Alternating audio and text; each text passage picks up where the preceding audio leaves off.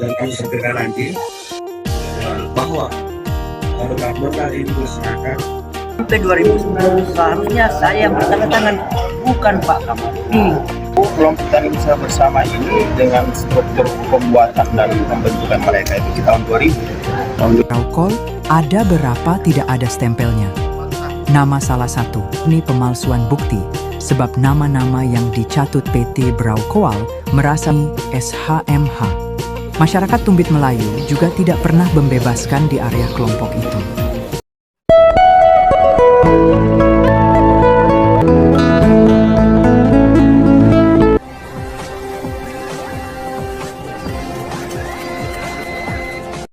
Liputan Siang Borneo Sinar TV Nana di Studio TV melaporkan Kabupaten Berau Provinsi Kalimantan Timur Kaltim 3 saksi, sidang ke-12, Poktan UBM ada dugaan surat palsu bukti dari PT Berau Kool. Kehadiran Ormas terlihat permada dan galak, dan Ormas lainnya para tokoh dan Kapoktan UBM sebagai saksi persidangan memiliki peran penting, terutama dalam penyelesaian sengketa yang melibatkan masyarakat.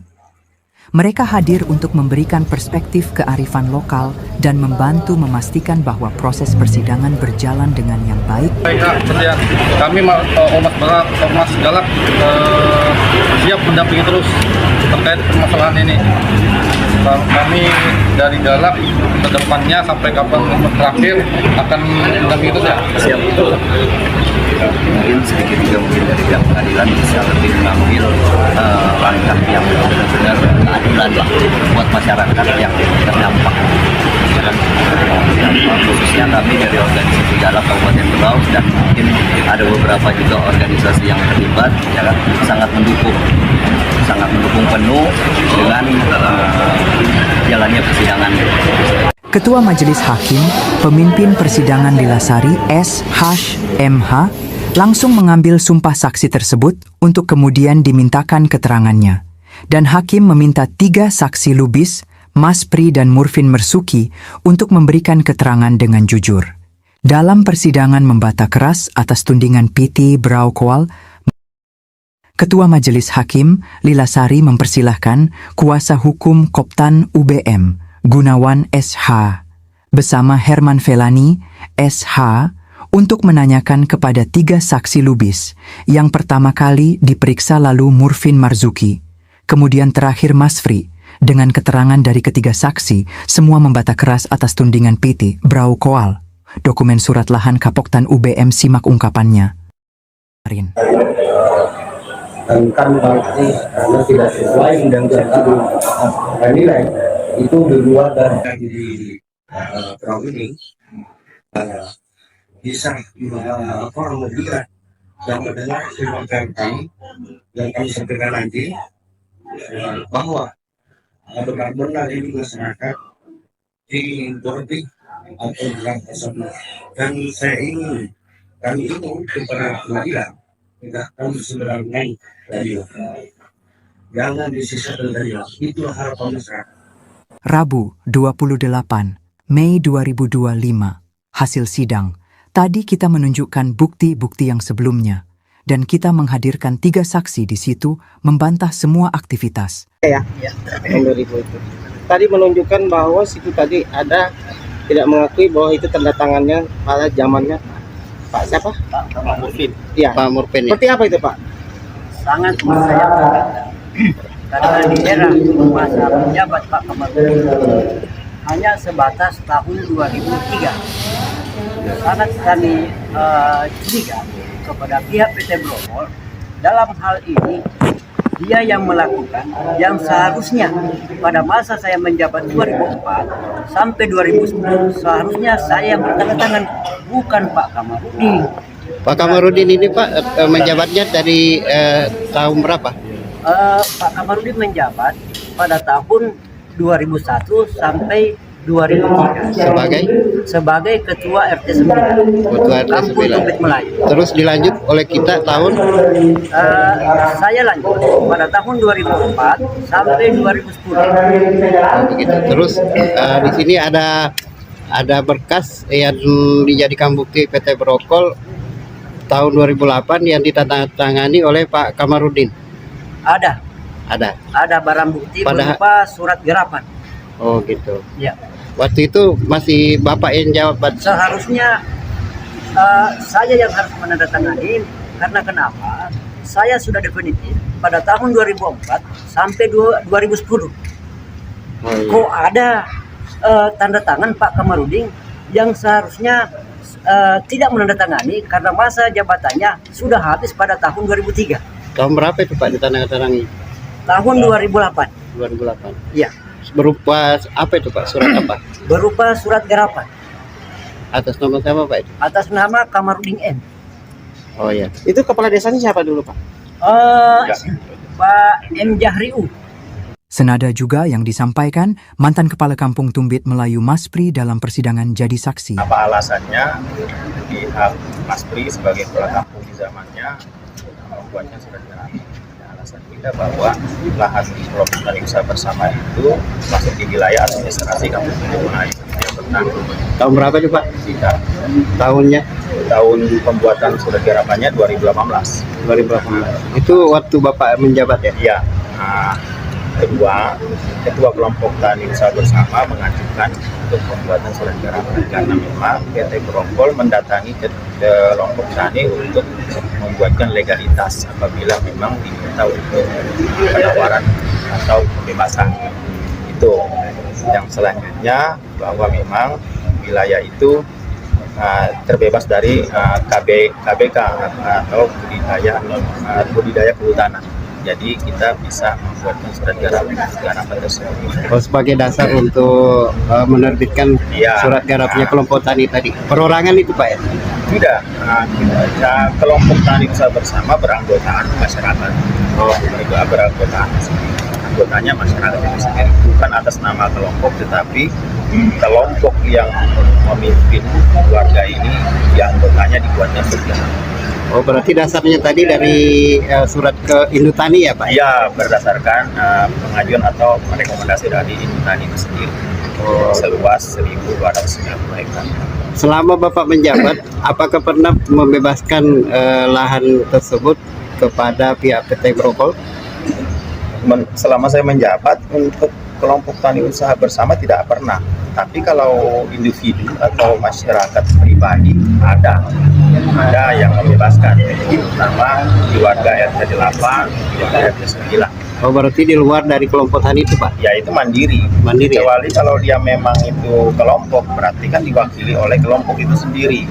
Baru ada, saya tahu memang ada pembebasan kelompok. Kalau ini mandiri kan, sendiri pribadi dan kelompok. Tahu keluasannya berapa Pak waktu itu?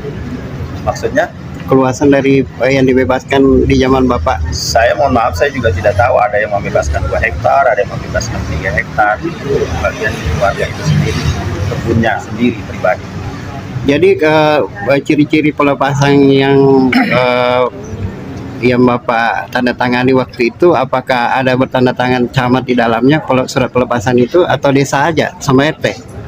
Kalau untuk garapan itu ditandatangani oleh kepala kampung dengan RT. Tetapi kalau pelepasan itu harus ada kecamatan. Pelepasan.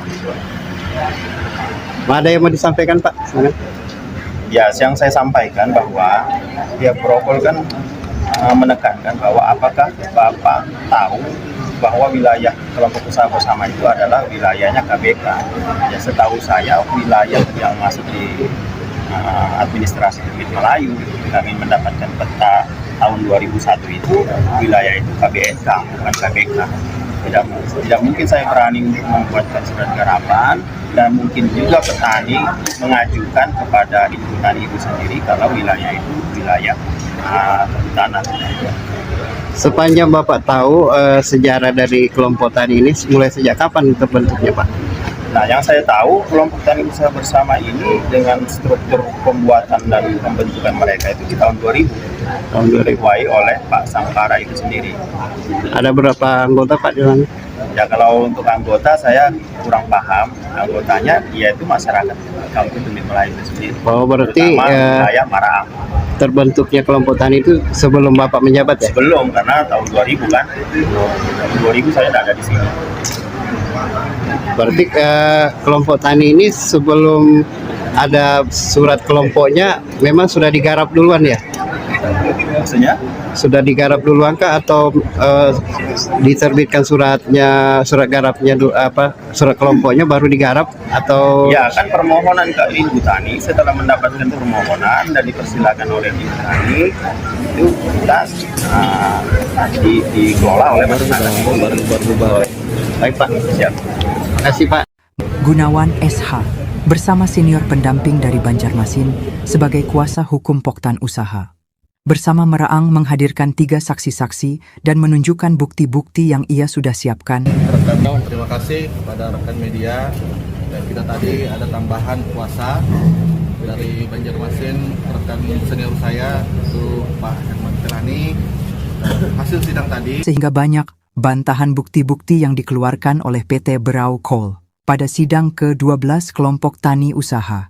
Bersama Maraang, Poktan UBM, hadirkan 3 saksi untuk membantah bukti-bukti yang diberikan PT Berau Coal pada sidang yang kemarin. Gunawan juga mengatakan bahwa di dalam persidangan berlangsung bahwa bukti surat PT Berau Coal ada berapa tidak ada stempelnya. Nama salah satu. Masyarakat mempunyai surat garapan di umur 4 tahun. Terkait ada beberapa tanda tangan yang tidak ada stempelnya. terkait ada beberapa tanda tangan yang tidak ada stempelnya. Ya kami tunjukkan tadi kepada saksi bahwa betul di situ. Yang aneh adalah ada nama dari salah satu pihak di dalam itu umurnya 4 tahun punya surat dan tidak ada tanda tangan kepala kampungnya atau kepala desanya di situ. Kami tunjukkan sama saksi di depan majelis hakim. Ada nama salah satu pihak di dalam itu ada umur 4 tahun, mempunyai surat dan tidak ada tanda tangan kepala kampung. Pasalnya isi surat yang bertanda tangan di RT 9 Tumbit Melayu. Itu masih atas nama Kamarudin M, seolah-olah Kamarudin M ini masih menjabat pada 2009. Padahal pada masa itu, RT 9 Kamarudin sudah tidak menjabat lagi sebagai RT di kampung tersebut. Senada disampaikan, Koordinator Lapangan, Korlap, Rafiq, mengatakan ini murni pemalsuan bukti, sebab nama-nama yang dicatut PT Berau Coal merasa tidak pernah bertanda tangan maupun menjadi saksi pada saat pembebasan lahan yang mereka, PT Berau Coal, maksud. Jadi Kamarudin M menjabat RT 9 Tumbit Melayu itu hanya sampai 2003, kemudian dilanjut oleh Murfin Marzuki menjabat jadi RT 9 Tumbit Melayu periode 2004 sampai 2010. Surat itulah yang dijadikan bukti oleh PT Berau Coal yang diserahkan pada persidangan di Pengadilan Negeri Tanjung Redep lalu. Dengan nomor kode berkas T32D. Ini adalah istilah berkas dalam perkara sidang, artinya tergugat. Kalau dilihat asal munculnya berkas palsu tersebut itu dari pihak PT Berau Coal. Sebagai tergugat artinya berkas tersebut berasal dari pihak PT Berau Coal. Dihadapkan kepada saya Dr. Swarji Camat Teluk Bayur selaku pejabat pembuat akta tanah Kecamatan Teluk Bayur, dan setelah ditandatangani dengan surat keterangan penguasaan dan pemilik bangunan tanaman. Di atas tanah negara nomor 049-50 N6-, Telbe-10-2008 pada tanggal 7 Oktober 2002 yang berbunyi pada hari ini Senin tanggal 11 Mei tahun 2009 telah saksi-saksi yang saya kenal dan disebutkan di bagian akhir akta ini. Tanah tersebut berada di Jalan Maraang, seberang RT 9, Kampung Tumbit Melayu, Kecamatan Teluk Bayur, Kabupaten Berau, Provinsi Kaltim, dengan nama pemilik lahan Kamarudin M umur 58 tahun. Lahan tersebut seluas 20.000 meter atau 2 hektar. Lalu kemudian bunyi surat telah dilepaskan seluruhnya. Image Seroja seluas 20.000 meter atau 2 hektar. Sesuai akte pelepasan nomor 288-CTB PTM V 2009. Dalam arti nama penerima pelepasan kepada nama Image Seroja selaku manajemen PT Berau Coal pada tahun 2009. Dengan saksi-saksi batas tanah, utara, batas wilayah, selatan, Akhmat Timur, Rincing. Barat, jalanan. Kejanggalan pada surat tanah yang dijadikan bukti PT Berau Coal menuai kecurigaan bahwa sebagian besar bukti-bukti surat tersebut bisa saja baru dibuat. Karena pada waktu PS oleh majelis hakim, lalu aurat tersebut tidak pernah dimunculkan dan menjadi pertanyaan. Kenapa tidak sekalian diperlihatkan lokasinya? Jadi semua orang tahu tata letak tanah yang dimaksud pada surat tersebut.